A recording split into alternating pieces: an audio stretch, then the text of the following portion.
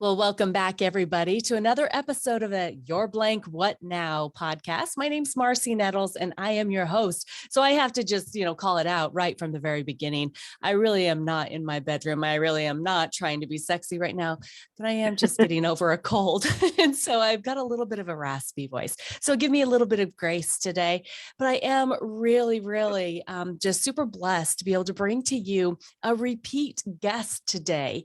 Our guest from episode number 8, You're an Abused Child, What Now? Shawn Kristin Reynolds is back to share with you more of her story. Because when we left off with that episode, she was almost 13.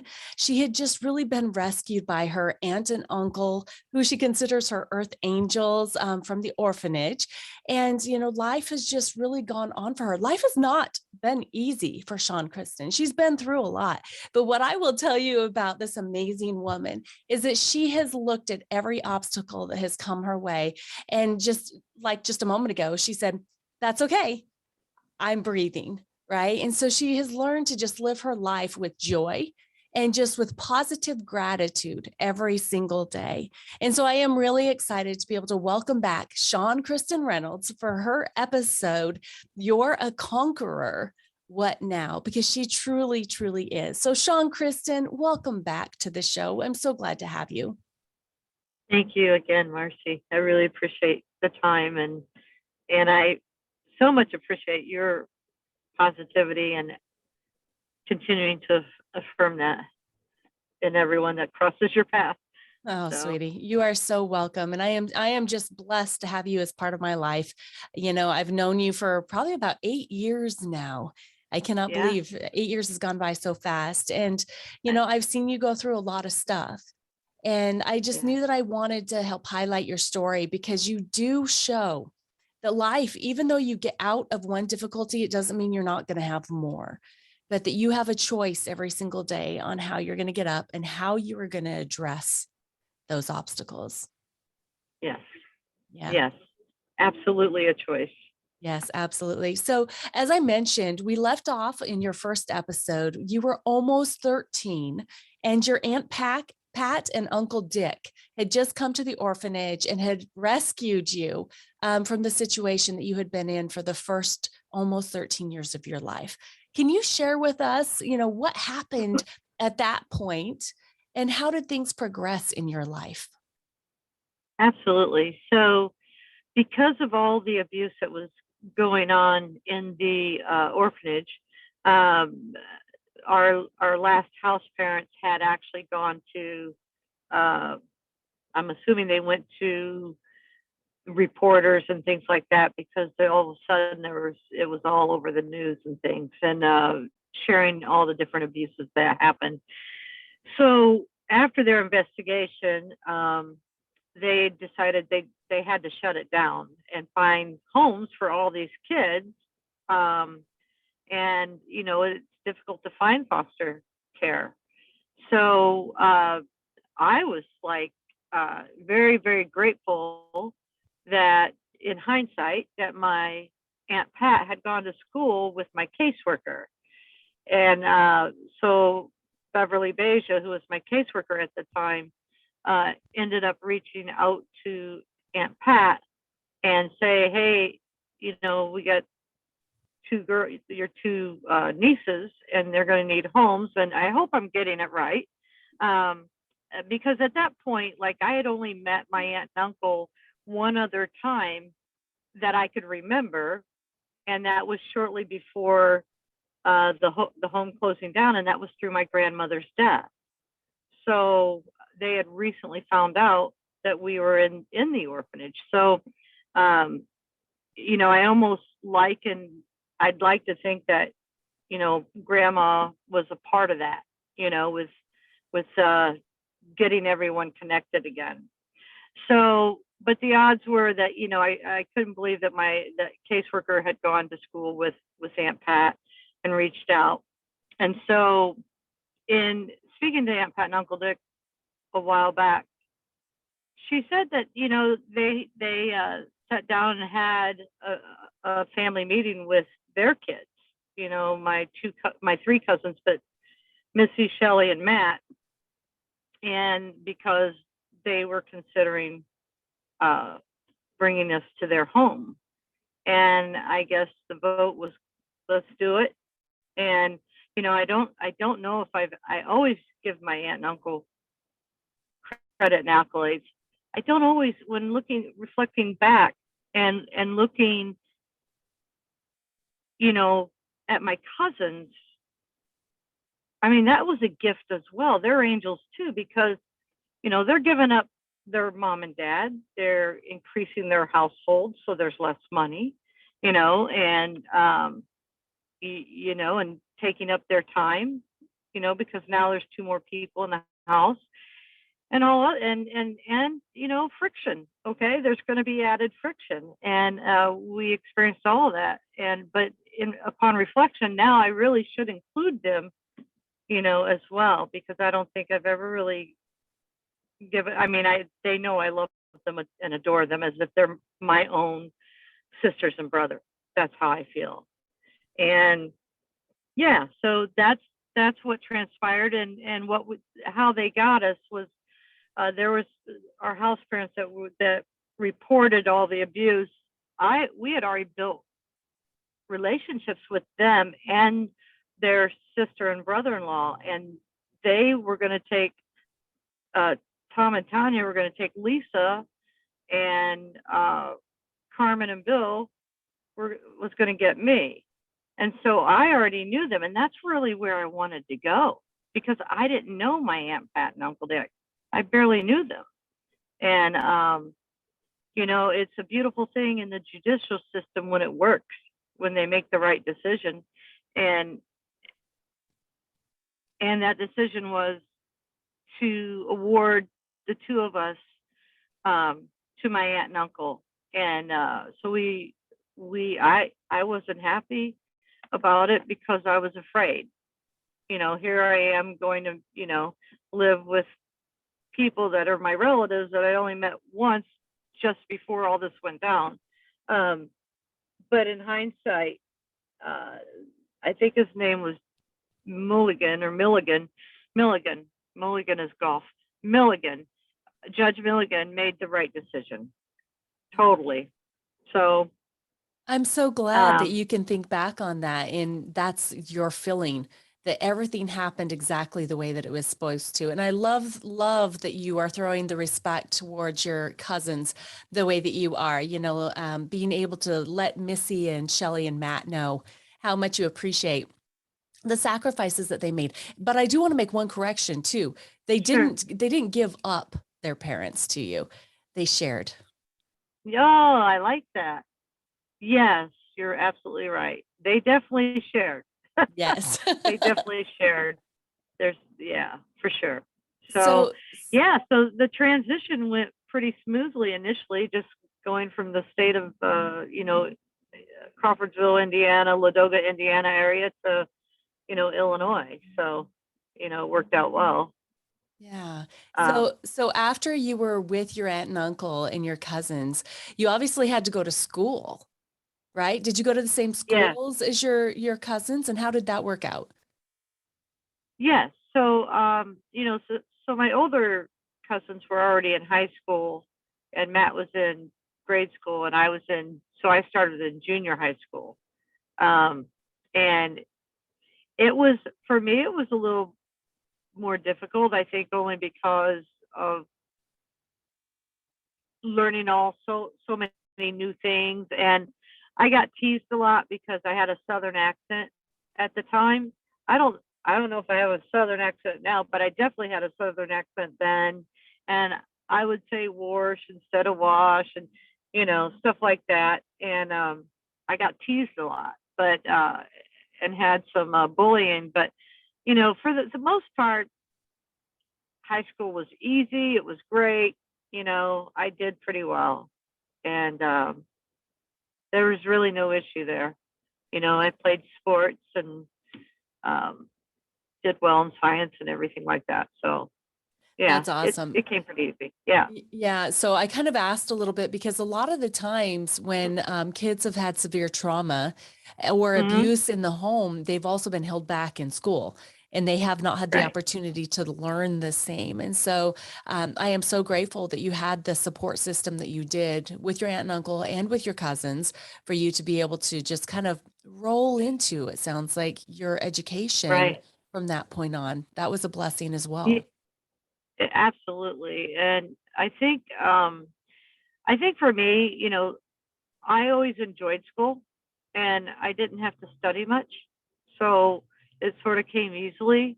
Uh, and I really did think that growing up that I was not very smart, and only until I had to get my transcripts from my high school for starting college, nursing, um, did I realize that I was actually like, you know, in the top 10%, but I was like, there were almost 500 kids in my class, graduating class, and I was like 480 something, whatever. And I had no idea. And I didn't make the honor roll all the time, so it really was confused me, but yeah. That's Yeah. awesome, though. Congratulations. That's awesome. Yeah. Thank Good for you. you. So along with, going through school and then maturing and going to college, you have had some pretty severe medical issues and struggles throughout your life. Can you share Right. with us what you've gone through? Let the What Now tribe kind of experience it with you a little bit. Yeah. And there's so much. So if I forget, you got to remind me because, I have this brain injury. Um, so when I was young, I played hard and I worked hard. I've worked hard my whole life, and I played hard, meaning rough sports and stuff like that. Um, Always had problems sleeping, and I only eat once a day, but so I've not necessarily taken care of my body. I never warmed up, stuff like that. And I come to find out as I get older, it's not good. Um, but anyhow, it basically started with when I started getting really sick. As I was a nurse in oncology at University of Chicago Hospital, and I was more overweight than I am now. And University of Chicago at the time, I don't know what they do now, but it was back in like 2004. Um, they paid 100% of all medical for their employees, anything you want. So I was going to get a gastric bypass.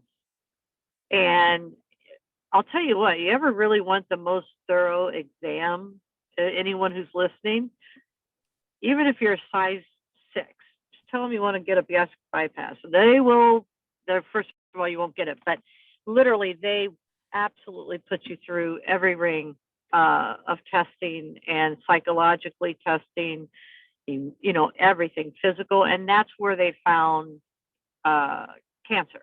Hmm. So when they started doing it, they found cancer, thyroid cancer, and my thyroid cancer started.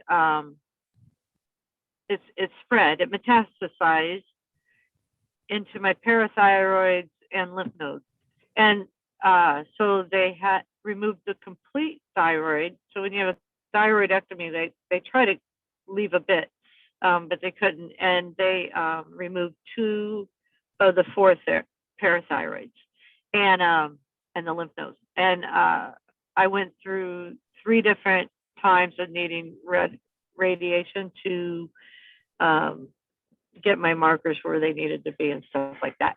So that's sort of where it all started. And then, I started I didn't work for almost 2 years because they had made an error in the surgery, and I never sued them, but because my surgeon apologized, and he was more broken than I. So uh, I had a very severe um, viral lung infection. I'd probably gotten it from one of my patients, and they all had the reports, but none of them saw it uh, on the computer. So what had happened is that I didn't come out of the surgery well, and they ended up having to keep me overnight. And by the grace of God, I was a nurse there, so if I got up and needed to go to the bathroom, I just turn everything off and unhook all the IVs and go to the bathroom, come back and hook everything back up, right? But I was having such a hard time breathing that they had to send up I can't think of the name, but where the pulmonary, they'll come and beat on your back and try to loosen up, the sickness. So when the next day or the next night, a resident came in and said, well, we know why you're having a problem. And I said, why is that? He says, well, you have an active viral lung infection. And I said, really? And I knew that I had, a little bit going on, but nothing, to even say anything about. And so I said, he's like, yeah, I have the report right here. And I said, do you mind if I have a copy of that? And because I was a nurse there, he gave it to me, like just handed it to me. And that was really important to have, because normally that would not fall into the record. But with that, I continued to have breathing problems, and to the point of them needing to go in, and they did 3 separate thoracotomies, and then they University of Chicago pulmonary diagnosed me with pulmonary fibrosis and gave me 4 to 6 years to live. Well, and how long ago was that? All right, so 2004, December 28th, I'll never forget the dates, was the cancer surgery. And July 28th, 2005, they did the thoracotomies. And then I got the results shortly after that. So 17 years. So 4 to 6 years turned into 17. No one survives that long. So either one, misdiagnosed, because my lungs are weak. I know that. They told me that I have the teenager size lungs and a child size kidney. But anyhow, so from there, I was off for about 2.5 years, and then I was actually I thank God I had nursing insurance. My nurse's insurance wanted me to file for disability, and I was taking like 23 pills a day, and I just didn't like what it was doing to me.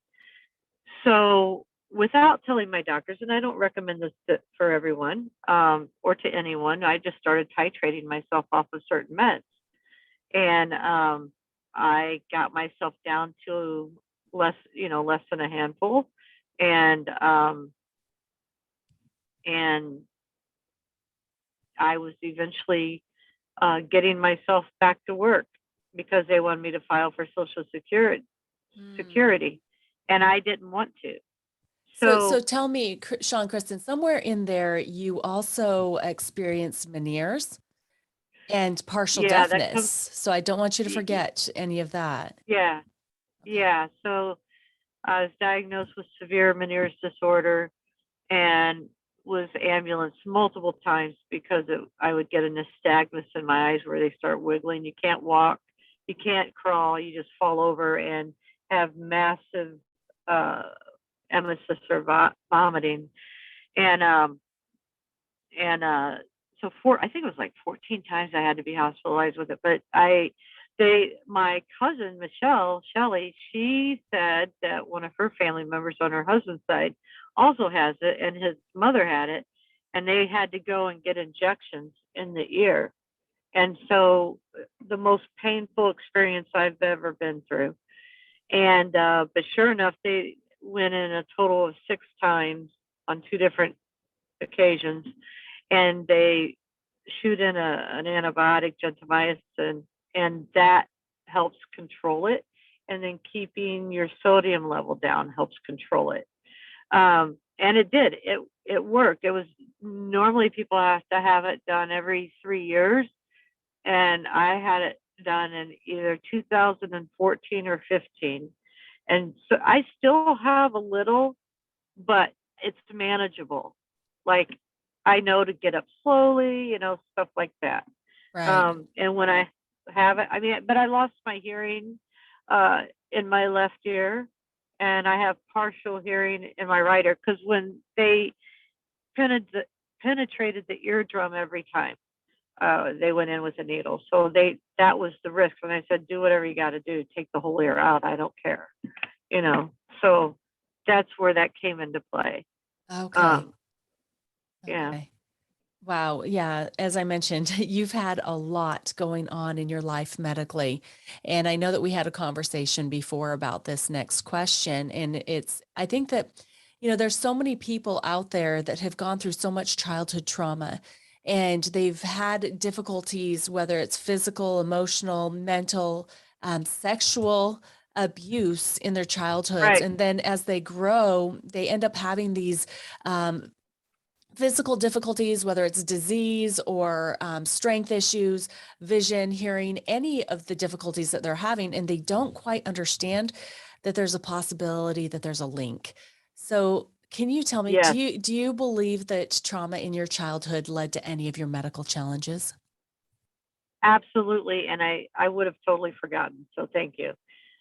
Yes. So it's been over 25 years, and I was diagnosed with fibromyalgia. And with fibromyalgia, first of all, it's more prevalent in women than men, although men have it as well. They get diagnosed with it as well. And years ago, they used to think it was all mental illness, all related to the mental health of a human, and they had done research and found out, and still believed it to be all mentally related, but they found out that most people who are diagnosed with fibromyalgia, that it's usually tied to sexual abuse or some sort of traumatic event. And because the nerves are heightened and very sensitive. I can't have a cat walk on my legs. When someone gives me a hug, they can flat hug me, but they can't put their fingers into me, because it's very painful. So, but yes, there's absolute proof that trauma is part of that fibromyalgia. But later in years, a few years ago, I don't know exactly when, but they actually proved that it is also physical because it has to do with the synapses. I don't remember because of my brain injury. And we'll talk about that here in just a minute too. So yeah, Yeah. I totally understand. Stress. Stress is Yes. a really big causal effect of Of the disease and of mental problems, all kinds Yes. of different difficulties. And you Right. obviously had so much stress as a child, just for survival. Yes. It's Yes. I can't remember exactly what it's called either, but it's your fight or flight, and when you are in fight or flight for a prolonged period of time, you get to a point to where your baseline is elevated. And so you never really go back down to normal. And that causes problems on your adrenals. That causes problems with the problems that you just mentioned having surgery for your thyroid. Mm-hmm. When you have those elevated fight or flight responses, then that can directly affect those different parts of our body. Absolutely. And disease, like you said, is absolutely one of the main, that is the component to uh, being diagnosed with different conditions or disease. don't think I made sense there, but you know what I mean.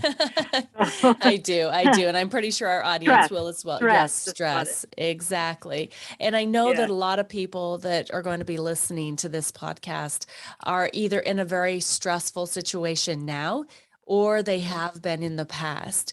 And so I don't want right. them to be afraid that they're going to get some sort of illness, but I want them to No, know that it's important to address those things and to be able to get help and heal right, that portion of themselves so that they can right. potentially prevent this from coming on. Because you didn't know to do that. You didn't know that you needed to go back and have those areas healed because you were brought into a kind and loving environment with your aunt and uncle, and that Yes, in itself was healing for you.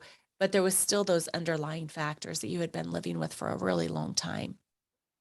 yes, absolutely. And, as soon as you mention, being going and living with my aunt and uncle, like I just feel so good when you even just say that, it's because that's where it was a different kind of stress, but that's where my whole life changed forever for Yeah. the better, you Yeah. know. Well, you were So, finally able to come out of that extreme fight or yes, flight and come into a new normal to where you could start living your life as a child. absolutely. Absolutely. But I've always felt, even as a child, um, I've always felt like, I'm a protector. That's who I am. And uh, I learned, I learned how to fight, even though I'm not a physical fighter unless I have to be. But I, I was definitely a fighter, but because I always took on the role of a protector Yeah. for the underdog. Yeah. So, Protector and caregiver. I mean, mhm, heck, you've made so much of an impact in so many people's lives, whether it's from your nursing or from being a motivational speaker. So, can you share some of your fondest memories of those times? oh yeah. So as motivational speaking or nursing, Either one. Yeah, either one. okay. Well, I sort of fell into motivational speaking through nursing, because, uh, well, actually, yeah, I had to give a speech, and we were to choose a topic, and my topic was child abuse, and in having to gather statistical information, I went to the Northwest Indiana NWI uh, Children's Advocacy Center. And when I was there, Patty, who ran that center, somehow we just started talking, and she was showing me this place where they bring the kids and the officers behind a dark glass, and they're with a counselor, and that even though they're being filmed, that wasn't the case at all when I was, taken away. I mean, I was literally ripped from my mother's arms. But so what they were doing today was just like, first of all, so much more heartwarming and compassionate. Um, so I ended up gathering the information that I need because I also knew and lived through abuse. So I was basically sharing a snippet of my life and then integrating the stats. Okay. And with that, first of all, I had people literally crying and left the speech class in college, and then they came back and they talked to me afterwards. So that was actually such a positive experience because it helped them. And from there, that was Purdue University, and from there they got wind, and then all of a sudden the news reporters wanted to do stories and news downtown Chicago, but I said no. Northwest Indiana News Live, no. But I did consent to. Uh, Patty had called me and she said, we have a reporter, and we're going before the board for requesting additional funds. We would like to use your story. And I said, oh, go ahead. And they're like, well, we would like for you to talk to them. And I said, well, no, that's not going to happen. And so I said, you go ahead and tell my story. So then I get a call later and she's like, we'd like to use your name. And we have a reporter that wants to interview you.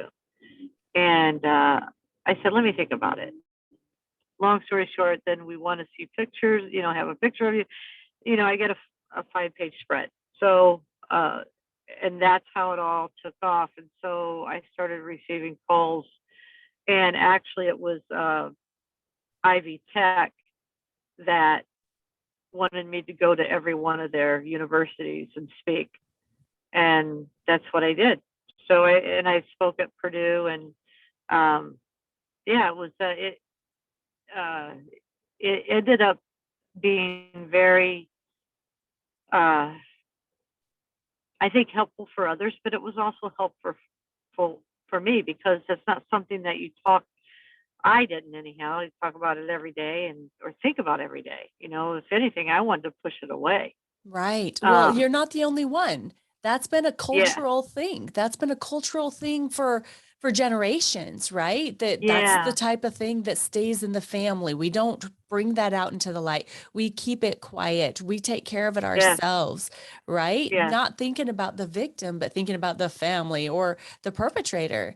And Right. I was going to ask you that if it had been, I mean, because I know just from my experience in law enforcement and the children that I worked with and being in those exact rooms that you were just explaining for the investigations, that you sharing that yourself has helped so many people. But on Oh, top of it, it's so healing for yourself because now you're acknowledging that me as the victim is important. My story is important, and I'm going to shine the light on me oh, because you wow. deserve that. That's healing. That's healing. Yes. I I think that as long as we use our stories to help another, then we have to share, and we have to uh it's happening everywhere. Abuse happens everywhere on different levels. And if we don't start sharing about it, not using it as a crutch, but using it to help someone, uh, then it's worth it. It's Yes. absolutely worth it, because there's some voices out there that remain silent. Yes. And I lived with shame for years, even past being with my aunt and uncle, even though they were my angels on earth and my cousins. I lived with shame for years, would never talk about it. You know, so yeah, it's just like, they're working with mental illness or mental wellness, with uh, stomping out the stigma. It's got to be, it should fall under the same thing. Agreed. And because it allows a possibility of someone else being able to, one, understand that if they want to share, if they're going through it, be it more ease to share, Yes. to talk about it. So, Yeah, yeah, absolutely. And I loved what you said there. It's not it's not the woe is me stories that we're looking for, right, right? We're looking for the people that have been through something like you have been through, or it could be completely different, but have been through something so difficult that is normally kept in the dark, that we need to right. bring the awareness to the topic. And that this is why I feel like you sharing your story is so important and so powerful, because there are so many people out there that have been through really tough, difficult things, and Yeah. they're keeping it to themselves.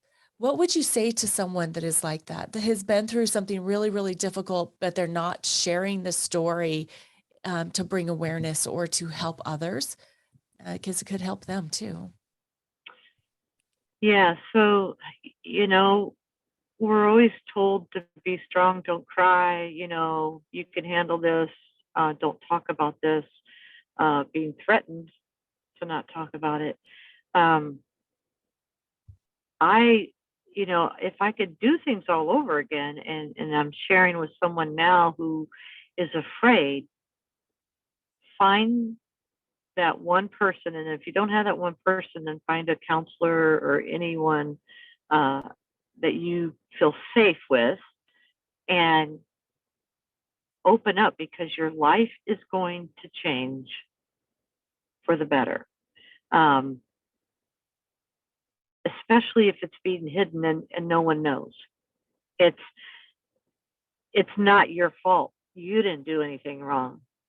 So let's put the blame where it belongs, and because it may be sexual abuse, or even for the, even for the males, my brother was sodomized. I mean, there's even more stigma upon that. We have men out there that grew up going through sexual abuse, and they're definitely,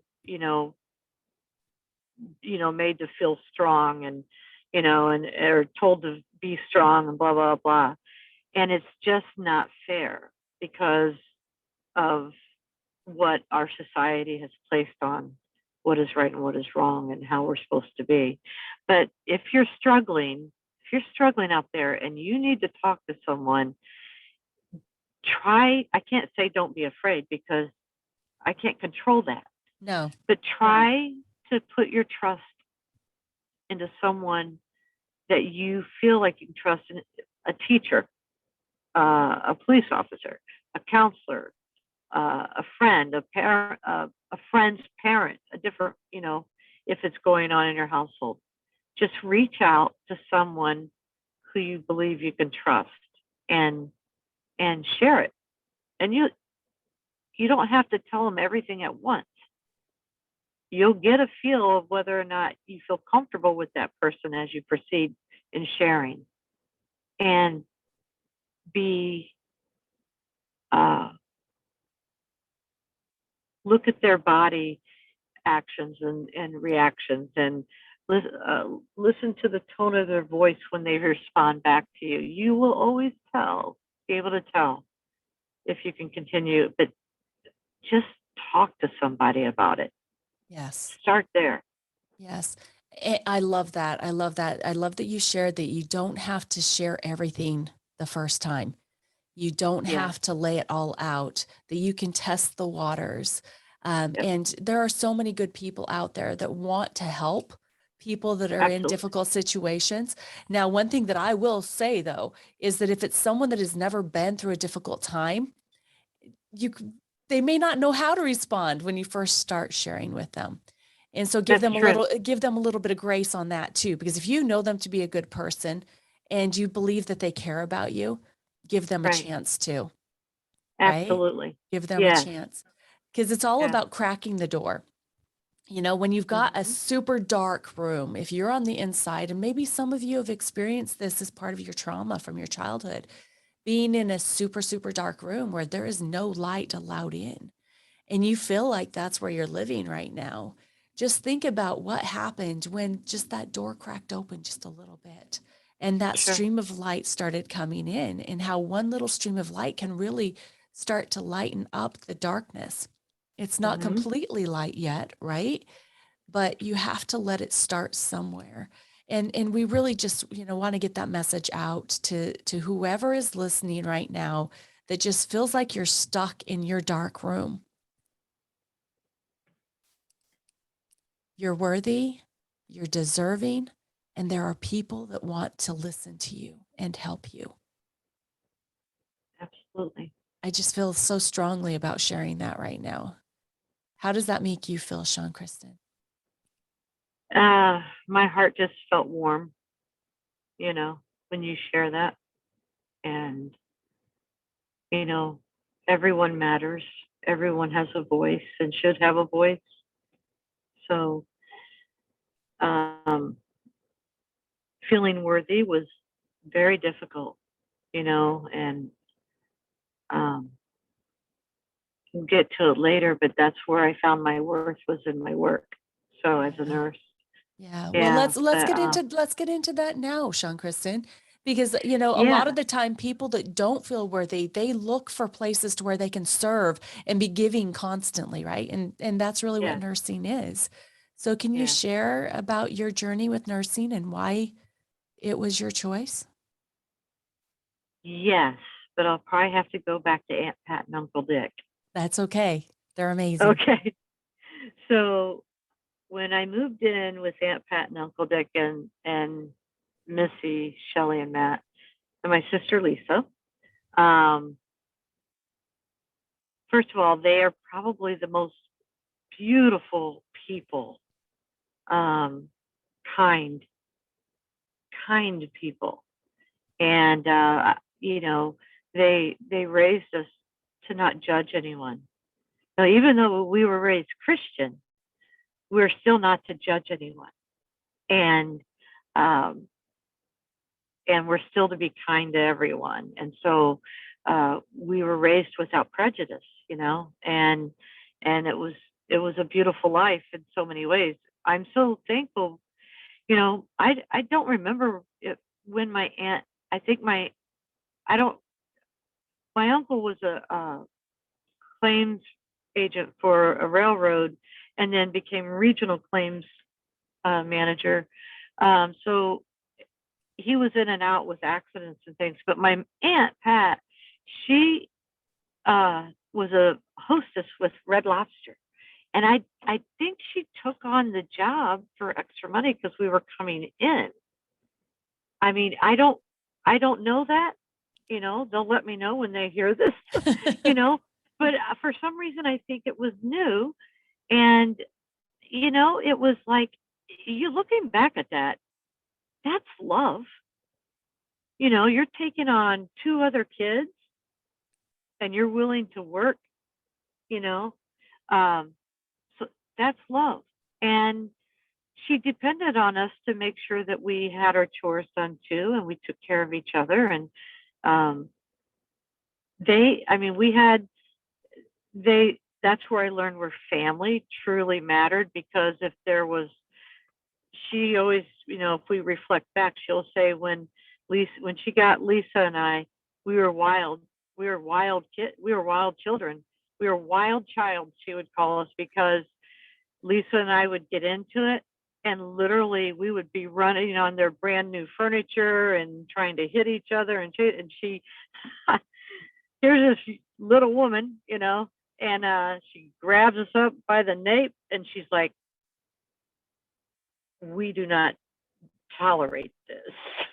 We talk to each other, and we had family meetings, when there was a scuffle or they needed to update us, we had, sit in the living room and have a family meeting, and everybody got to say their piece, and that's that. Then I didn't like it so much. I look back and I'm like, why aren't families doing that today? But then I have to say, so my aunt Pat taught me, first first of all, I know she loved me as her own, and I could feel that, and I witnessed it. And I was always sort of the director of the whole household of kids, because one of the things that I did to find my worth is I would clean and I would try to do the dishes, and I was always trying to please, you know, and I knew it helped her. So, and if someone else was doing something and they didn't do something right, I was also the tattletale. So, that's not very good. But she brought me a sense of peace like no other. Now, this part is going to be hard. My uncle, Dick, I was terrified of. And he never knew that until I let him know a few years ago. And my heart sinks when I think about, he gave me the love of art by taking me to museums. He gave me the love of travel by going on family trips. He gave me the love of nature by walking through preserves, and was he probably catered to my my work ethic as well. This man got up at any hour that he was called in the middle of the night, no matter what. This man went to work every day, no matter what. You could read him like a book, and he's written 3 of them so far.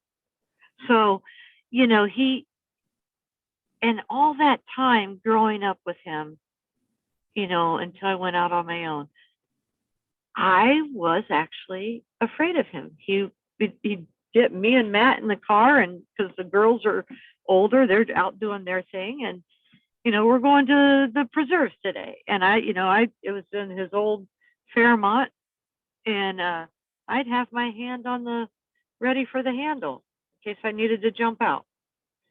He never knew that, and I would get nervous when I knew that we were going somewhere and I couldn't wait to get home. So I know I was safe.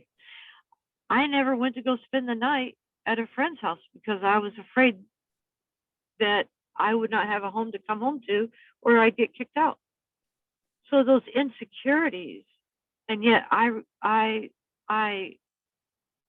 look back and I reflect of, oh my gosh, I was given by God the two most beautiful people ever. And look how I treated them.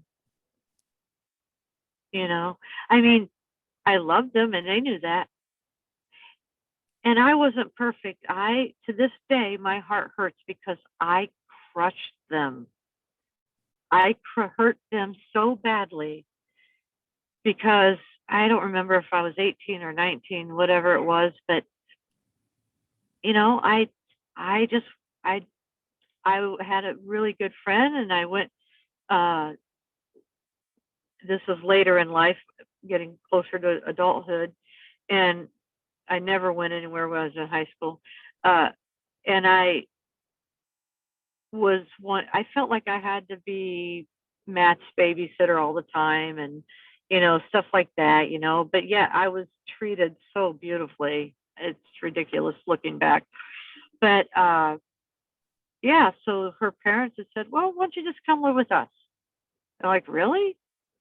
And she, yeah, come on. Well, how do I tell my aunt and uncle? How do I tell them that I'm moving out? And they said, just give them a 2-week notice. Just write a letter and give them a 2-week notice. And I did. And then I moved out. And I thought I was doing it the right way. And I moved out. And I guess when they got home, they found the letter. And my uncle still gets upset today. To this day, if it comes up, he still gets upset. He gets angry. He gets heartbroken. I'm sure my aunt does too. I just don't hear her anger in her voice. But that's probably one of the worst things I could have ever done.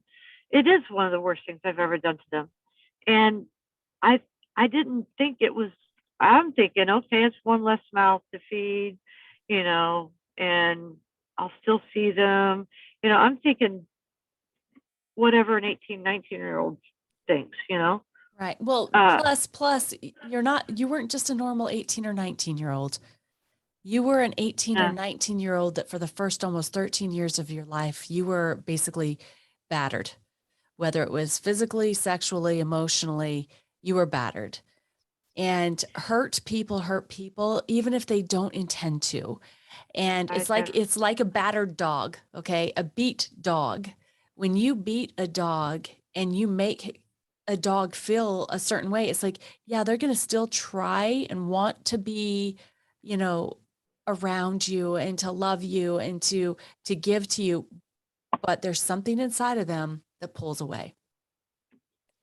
It's like our son has a dog, Moose, that he rescued. They don't know exactly what he went through before they got him.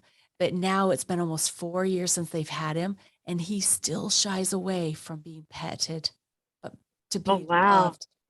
But that's something, when you're young and when something severe like that happens to you, like happened to you, right, Shawn, Kristin, that you have to give yourself the understanding that, I'm going to react a little differently. And I am not telling you what you did to your aunt and uncle was okay, because it wasn't, right? It was not Right, okay. right. Oh yeah, it But wasn't you, okay. but you had a little bit of extenuating circumstances, and then potentially, just like the world will do today, it manipulates the broken. The world does Yeah. that.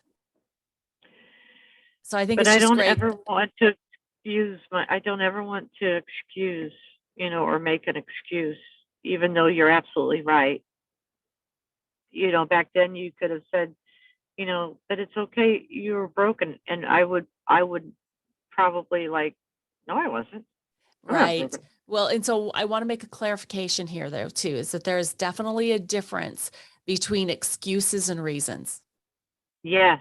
Okay. You Yes. can have a reason for reacting away because you've been ingrained to think and feel and respond because of things that you've been through, right? That Right. can be a Right. reason. But when you take that and create excuses for your behavior, Right. knowing that you're making a choice to behave that way, that's not okay. There is a difference. Correct. Yes. Okay. I'm glad you clarified that. But my aunt and uncle came home and found that all my things were gone, and my uncle told me they just stood in the doorway and cried, and that just hurts my heart so much. Um, but it's something that I did then. I haven't been perfect, and if I could erase it, I certainly would. And there's other things that I've done, not not like that, but there's other things I've done I'm not proud of, things that I never thought I'd ever do, and but I did. And I think we all have some skeletons, and you have to finally admit and take responsibility and say, okay, and what have I learned from this, and how do I move forward? Because I had to learn how to forgive myself, Yes, big word right there, knowing that forgive. knowing that God forgives me, because God knows our heart, and He knows what's true and what isn't, you know. And if you're just saying the words and you're not feeling them, God knows that. But if you feel it and we have to learn from our mistakes. And let me tell you, I'm paying the price. I didn't treat my sister very well. She reminded me so much of my mother, and now I'm trying to fix that. You know, but moving on, I was always a caretaker. We had a retired, very old uh, teacher of my high school that was retired, and that she lived down the street from us. And I took a liking to her, so I would go down every day, and almost every day, and help Mrs. Ward. And her husband had passed, and she had a son, and that lived far away. But anyhow, I would go down there almost every day, and I would take care of her, whatever she needed, clean for her, do yard work for her, and I wouldn't take a dime, because I just wanted to spend time with her. And I learned so much, and she had a bomb shelter. So this this desire to take care of people was always a part of me, but it really shined during those times. And I was just a caretaker. And when I had to start thinking about, okay, what am I going to do for school, for the rest of my life? When that time came, because I had had jobs in between going into nursing, but when that time came, I knew I wanted to be either a surgeon, some sort of a doctor, a surgeon, or a nurse.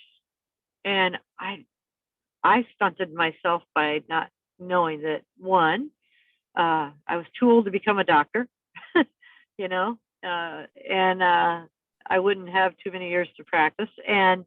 Um, and I thought, okay, I'll just go into nursing, so that I always take care of people. So let's just do it. Let's make it official. And it was my, it was definitely my gift. And I started out in oncology and hospice, and that was my love. And there was an honor there was an honor to take care of someone struggling so much to live. And yet it was also an honor to be holding the hand of those who's taking their last breath, or the hand of their family member, you know, that during their transition from this life into the next. So, I really had found my niche, and that's where I'd gotten scholarships from, was from the hospice center and things like that. But then from there, I have always worked in, either I did med surg, I worked with addicts. It's another very, very close to my heart, with rehab and addiction. And I also did many years with correctional, and I was the nice nurse. So, because there's some nurses that they're not always very nice. So, Very true. Very yeah. true. But Well, that's amazing. That is such a life of service. You turned your life around completely, to be able to provide and care for others, especially from what you just said, in their most difficult times. So end of mhm, life, oncology, um, incarceration, so mhm. many difficult times that you were there as a constant and caregiver. So thank you for doing that. And I know that you've probably received many thanks, but probably not enough. And so we're kind of at the point where, a couple years ago, you had an accident um, Yeah. that really changed your life. Can you tell us about that and what you actually just found out just this week? Yeah. Yeah, it's been a rough couple of weeks, for emotionally, for sure. Um, so at this particular, I became a travel nurse in 2017, and my first travel position was Buffalo, New York, and I was there for a year. And after on 352 days, if they keep re-signing you every 13 weeks, um, on 352 or 351 days, you have to go somewhere else and then you can come back. And so I have been travel nursing since 2017 until just 2 years ago. So it's going to be 2 years in April. And I was at this position, and it happened to be long-term rehab for males living with addiction, age 16 to 20 years old. Um, it was a 115-acre uh, lodge, basically, very, very primitive, with equine therapy. And we had two residential dogs and a residential cat. And they could stay up to a year, and sometimes a little bit longer, 6 months to a year, but minimal 6 months. And age 16 to 20 years old, they were allowed. So I'd worked there a bit over a year, and actually over a year. And at when our two labs died, they got two puppies, golden retrievers, and there's this hallway that they didn't want the puppies to go down. So it's right off the dining room. And so they always kept a ladder in the dining room, because the guys would have to change the board with chalk every day. I don't know if it's every day or every week, but once that was done, it had to be every day. Then they would take that ladder and they would put it on its side to block a hallway.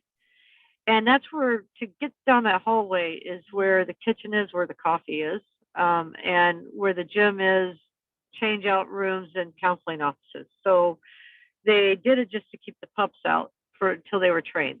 And so for 2 months, we were crossing over back and forth that ladder, uh, all the patients, staff. I never had a problem. And uh, it was I think it was the 20 27th or 28th of April. That morning, I just regular routine. I go and lock my office. I lock it back up because now I'm going to go and get my cup of coffee, come back and start MedPass. So I cross over just fine with my favorite mug, and I go back to cross back over to go to my nursing office, and my left foot, the tip of my left foot, caught the ladder. And now I'm a big girl, and all I remember is, I mean, I've read the reports now so many times, but all I remember was literally being horizontal, and all I thought of, I need to protect my neck or my head. I need to protect my head. And I remember whipping my head back as far as I could, and when I landed, I literally landed like a beached whale. I just flopped. And I don't remember when I came down, I don't remember, but I landed on my head. The force of me landing when I was whipping my neck back, when I hit, it forced my head to go forward and bounce off the concrete floor on my frontal lobe. All I remember is waking up and finally hearing my name called, because I had 11 of my patients there and a staff member who witnessed all, plus it was all on camera. And I see blood everywhere, and I didn't feel right, of course. It was really couldn't really make a whole lot of sense. But anyhow, long story short, I blew out my right knee that had just been surgically repaired. So now I need a knee replacement. I tore the labrum in my right shoulder. And when I went to the ER, the doctor asked me if I lost consciousness. And I said, how would I know? What kind of question is that? I don't know. I don't think so. Well, so they have it listed as not losing consciousness, but they've determined that, yeah, I did, because I actually talked to the witness too, and plus they have it on tape. So I didn't respond right away. So where was I? You're just sharing about the accident. And Yeah. this was almost 2 years ago. In April, it'll be 2 years. Yep. And just in the last couple of weeks, you've received some news about your injuries, specifically with your brain injury. And just so everybody knows, this is part of the reason why during this interview, Shawn Kristin has been like, I don't quite remember, help me with that. And had a difficulty thinking of words. So Shawn Kristin, tell us about the news that you've just received in the last couple of weeks. Yeah. So I actually highlighted it. So I've been in 4 different therapies for 2 years, almost 2 years. And I've learned how to talk basically all over again, because in the 3rd day, I felt like I was in full dementia. I was trying to turn on a TV with car keys and, all that, but, and I couldn't drive very well. I shouldn't have been driving. But so I've seen so many doctors, and they caught it all on tape, and they said that it's the worst fall they've ever witnessed. So when they caught it on tape, the HR person did and all that. So this, I got a letter, and so I've seen the work comp doctors so many times, and this neurologist wrote on 11/2/21 by Dr. Reynolds, finding claimant at maximum medical improvement with a permanent brain injury rated as class 3 severity F, and a work capacity for 1 task at a time with an allowance of a 15-minute break every hour, which no one's ever gonna. and my injuries were to the neck, bilateral knees, head, and traumatic brain injury, bilateral wrist and hands, right thumb and right shoulder.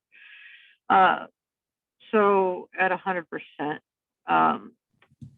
So I knew something wasn't right, because when it all first went down, they reassured me and said, "Oh, you'll be good in a few months, and you'll get everything back." And I did. I'm so grateful. Oh my gosh, and I'm so thankful, because I've learned how to talk all over. I used to stutter and stammer like really, really bad from the brain injury, and they stutter and stammer, and I still get lost. I have to use my GPS for almost everything. Well, because this affects your short-term memory. Right. Yeah. And so Yeah, it's common with your injury, but when you're living it yourself, you're not thinking about it that way. Yeah. Yeah. And I have better balance, but I'm still falling and losing my balance, but not like before. So I'm so grateful. Like, I've learned how to, drive safely, even though I'm still having a few issues, but nothing threatening to other people. So, like, I'll go to put it in drive and realize I didn't even start the car, stuff like that. It's the order of things, remembering the order of things. Yeah, I can't. I jump all over the place now. I just recently had a neuropsychological exam done at the beginning of this month at upstate Syracuse, and it was only supposed to be for 3 hours. It took me 4.5 hours, and it's a very in-depth testing, and oh my gosh, it was not good. I did well in some areas, but anything on new information, gone. It's like but like if I go to tell you something and I can't remember, if you say, yeah, yeah, you told me that, and or if you prompt me, I'll be like, oh yeah, I remember now, stuff like that. Yeah. So, but when I got the news, I sort of knew in my heart that I was no longer going to be able to be a nurse, because of just not feeling safe, and I would never want to endanger someone. But it hurt. It hurt because it affected, I thought I was always pretty humble, but it affected my ego, because I put so much worth into my work. If I work and work and work, I'll be, I'm doing something that's, what's the word? That's giving back, that's providing to others. Society. Yes. An asset to society, Yes. Not living off, and it was hard to see it in print, and to hear my other TBI, traumatic brain injury specialist, when I said, I don't think I'm going to be a nurse, but do you think I can get into some part of nurse? And she like perked up, and she was like, oh no, she was so graceful about it. But so that was really, really difficult, and I'm still trying to accept that. Yeah. Part of me is glad, because my body's starting to feel worn and torn out from all the years. But the other part of me is like, what am I going to do now? Right. So Shawn, Kristin, you're not alone. So yeah. it's your identity. You had created this identity around being a nurse, that's who you were. And that's, I went through the exact same thing when I was in my car accident, that ended my law enforcement career. I felt devastated. I felt like my purpose for being here had been taken from me, right? Because my identity at that time was being a police officer. But what I Right. want you to know is that your identity has nothing to do with what you do. It has to do with what you are and who you are. And you are the Yeah. daughter of the Most High King. You are a This is gift to this planet, and you give back so much just by living your life the way that you do. Because I'm going to ask you this next question, and I know it's you don't even know what this question is, so don't freak out. But have you ever okay. wondered? Have you ever wondered why me? Why Hmm. did all this happen to me? No. Explain that a No. little bit. How can you not feel that way? I mean, because I know that there's going to be people thinking it's like she's been through so much. How can she not think why did this have to happen to her? So Yeah. why have you never felt that way? I think for wow. I think you and your questions, they're good. Um, I really haven't. Um, I used the one thing I used to think about is why can't I have parents like other kids? You know, that. So when I was little, that could be a why me, it could be a why me. But as I got older, and even from a young age, I always knew, you know, put your life around those that look up to and aspire to be like, and you know get yourself into those circles. Don't close yourself off to the world. I don't know, it was something innate. I think part of that was my even you know my biological mother. That was how she coped. She was very much involved. Even though she wasn't a good mother, she was a phenomenal woman. And I think I talked about that in the first episode. And uh, but yeah, I think I always wondered, if all three of us kids could be going through the same thing, why does one end up going this way and the other end up going another way? Where does where does that resolve? Hang on. I think it really does come down to that decision and choice again that each one of us has. And if we can just start thinking about life is happening for me, not happening to me, because That really everything we go through is helping to design who we are. absolutely, absolutely. And I always say that I never want to. I would never want to relive my past, but I'm so grateful for it, and I'm so thankful for it. I just don't want to relive it.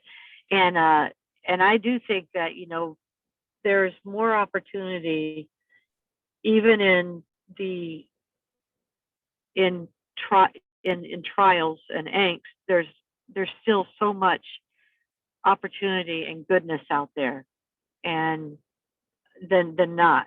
And I don't know if we take advantage of everything that is even me. I mean, even today. But if you try to stay focused, knowing that where you are, you're not going to stay there. You don't have to stay there. How about that? You don't have to stay there. You can choose, because life is a choice, and how we choose to live it is a choice. And when we make bad decisions, you know, there's consequences for that. But if you make good decisions, more often than not, you're going to find yourself moving forward. And I think that is, I know people hear it all the time, but there's a reality to that. If you listen to junk, and you put junk in, what's going to come out? You see it in personalities all over now, but yet, if you're listening to some motivational speakers, if you're listening to Marcy's podcast, you know, there's things, it's positive, Are you going to hear some things that, aren't positive and heart wrenching? Unfortunately, you have to hear the junk to get to the good stuff, and life really is good. In fact, that's actually my favorite clothing brand still to this day. Life is good. And Amen. yeah. And I think also my aunt and uncle instilled in me, even though I was brought up in the church very young, but they instilled in me, my faith. They helped me walk in my faith. And to this day, every night my uncle will read his Bible. I think for like an hour, half an hour to an hour, every night, every night, you know, and I'm so thankful for them and Uncle Dick's mom and sisters and brothers because they embraced me as if I were their own. That that that that's what showed me that blood isn't always thicker than water, you know, but the ability to bring someone into your life open armed. I say there can't be any truer testament to uh, I can't think of the word, Marcy. There can't be any truer testament of an individual to be able to reach out, bring someone into their life that they really don't know, and just give them a hand up. Doesn't have to necessarily be a handout, although they definitely gave hands out, you Yeah. know, we were Yeah. kids. Such But blessings. yeah, Yeah, there's such yeah, blessings. And you are such an example of living and looking for the joy in the chaos because your life has been chaotic. You've had a lot of downs in your life, but you always chose to live at the highest high that you could in that down. And absolutely. that is really you are unique and special when it comes to that. So, as we're getting ready to close here, do you have any final thoughts for the What Now audience, or do you have anything that you would like to say to the people that have been your support system and have always been there for you throughout your life, um, even though they didn't have to? Absolutely. Thank you for uh, asking me. I always tell my aunt and uncle they're my angels on earth. You know, they're 80. My aunt is going to be 81 May 27th, and my uncle will be 85, I believe, um, on June 25th. And I can't imagine losing them twice. They both had COVID, but we almost lost. Really put everything into perspective that, you know what, we don't have everyone in our lives forever. You know, we're just the shell walking through this moment of time. And we have to learn how to appreciate one another and accept whatever may come and work through. But my family, that family, my aunt and uncle, my cousins, and my Uncle Dick's family, uh, and my other family that's very close with, they took this kid who didn't know was a mess, and they just provided an unconditional love. And they taught me that there are good people and safe people in this world. So I am so thankful for that. And I think that if we extend ourselves and truly be more kind, and even in the times that we're living in now, where it's so stressful on everyone, if we just take a step back and breathe, if we just, you know, say hello to a stranger walking by, I still do that. That's how I get to know everybody. And it's, I think we'll have a kinder world, you know. And I know you hear this a lot, but there's truth behind it. And other than that, Marcy, I think the world of you and Don D. And I've really grown to love you guys dearly. And you're definitely a bright spot in this world, both of you. So I appreciate your kindness, and you're asking me to do a part 2. You are so welcome. And we are so grateful. And I know the audience is so grateful that you were willing to take this time out of your life and to be able to put your thoughts together, because we know that's difficult. It's It is. difficult when you have a brain injury and are living day to day, and just doing the best that you possibly can. And so you truly are a conqueror. And I love that that's what we chose for the title of your episode. You're a conqueror. What now? So, what now, audience? I just want to let you know that if you have not heard the first episode that Shawn Kristin shared her childhood story, it is episode number 8. You're an abused child. What now? I challenge you to go and listen, and then come back and listen to this one again, and you'll hear it with new ears. So, Shawn Kristin, thank you so much for being my guest today on the Your Blank What Now podcast. I truly appreciate you. Thank you so much.